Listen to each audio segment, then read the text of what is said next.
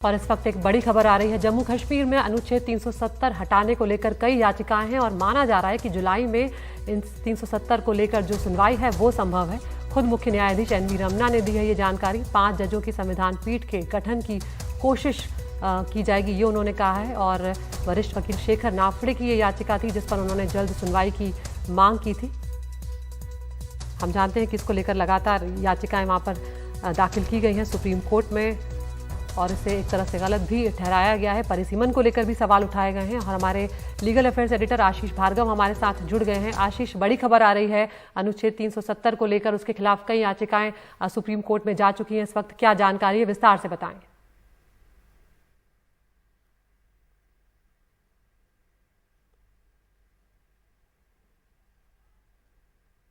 Special status Jammu Kashmir का था, उसके बाद बहुत सारी पिटीशन सुप्रीम कोर्ट में दाखिल हुई थी और उसके बाद सुनवाई भी शुरू हुई थी। 5 जजेस की बेंच थी जिसकी अगुवाई जस्टिस एनवी रमन्ना जो अब चीफ जस्टिस हैं वही कर रहे थे और संजय किशन कौल जस्टिस वो भी इस बेंच का हिस्सा थे। जस्टिस सूर्यकांत भी हिस्सा थे, बीआर गवई और जस्टिस आर सुभाष रेड्डी। लेकिन सुनवाई के बाद उस समय जब सुनवाई शुरू हुई तो मुद्दा ये उठा कि क्या इसको 7 जजों के संविधान पीठ के पास भेजा जाए, क्योंकि 5 जजों के 2 जजमेंट थे अलग अलग बेंच के, दोनों की राय अलग अलग थी।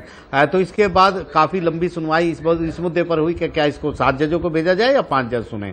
इसके बाद फैसला आया कि 5 जज ही इस मामले को सुनेंगे 2020 में और 7 जजों को भेजने की जरूरत नहीं है। तो इसके बाद मार्च के बाद 2 मार्च 2020 के बाद 3 मार्च 2020 के बाद इस मामले पर सुनवाई नहीं हुई, क्योंकि इसके बाद कोरोना आ गया और कोर्ट बंद हो गई। उसके बाद वर्चुअल सुनवाई चलने लगी। अब फिजिकल कोर्ट पूरी तरह खुल चुके हैं। आज मेंशन किया गया कि सरकार जिस तेजी से परिसीमन वहां पर कर रही है जम्मू कश्मीर में लोकसभा और विधानसभा सीटों का, इसलिए जरूरी हो जाता है कि इस याचिका पर अब सुनवाई जल्द से जल्द हो।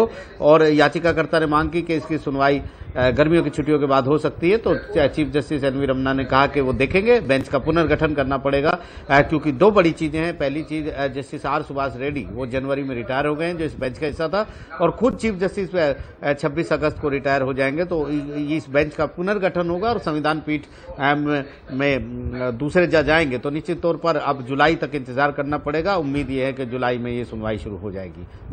जी, परिसीमन पर जो रोक का मसला है आशीष, उसमें यह भी कहा गया था कि 2026 तक देश भर में परिसीमन पर अगर रोक लगी हुई है तो फिर जम्मू कश्मीर के लिए अलग से क्यों किया जा रहा है? क्या ये नियमों का उल्लंघन नहीं है? इसको लेकर भी क्या कोर्ट में कोई बात रखी गई?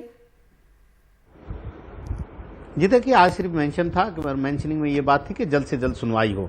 ये सुनवाई नहीं थी, ये एक प्रक्रिया है सुप्रीम कोर्ट में अदिति, जिसमें चीफ जस्टिस के सामने या जिस बेंच के सामने मामला हो उसके सामने जाकर वादी जो है वो अपनी बात रख सकता है और बता सकता है कि ये अर्जेंट मैटर है, इनकी जल्द सुनवाई करिए। तो वो जज डिसाइड करते हैं कि कौन से मैटर कितना अर्जेंट है। हालांकि सुप्रीम कोर्ट ने एक रूल में, नियम में ये बनाया है कि मौत की सजा के मामले या डिमोलिशन के मामले, ऐसे मामलों की वो एकदम से सुनवाई करेगा। तो गंभीर मसले हैं, संवैधानिक मसला है, ये काफी समय से लटका हुआ है। वक्त अब आ गया है कि सुप्रीम कोर्ट को सुनवाई करके इसका निपटारा करना चाहिए। और मुझे लगता है कि जिस तरीके से कोर्ट अब खुल गए, हालात अब काबू में भी हैं और उस तरीके से अब जुलाई में इस मामले की सुनवाई शुरू हो जाएगी। लंबी चौड़ी ये सुनवाई चलनी है, बहुत सारी पिटीशन है, संवैधानिक मुद्दे हैं। जम्मू कश्मीर 370 ऐड किया गया था, राष्ट्रपति ने जो नोटिफिकेशन जारी किया उसको चैलेंज किया गया है और बहुत सारी चीजें हैं जिस पर कानूनी पहलुओं पर सुप्रीम कोर्ट को गौर करना पड़ेगा, क्योंकि संविधान पीठ का काम संविधान की व्याख्या करना है। तो निश्चित तौर पर बड़ी सुनवाई ये होगी। जी, बहुत शुक्रिया आशीष इस तमाम जानकारी के लिए। अपडेट के लिए हम आपके पास आते रहेंगे। तो यहाँ पर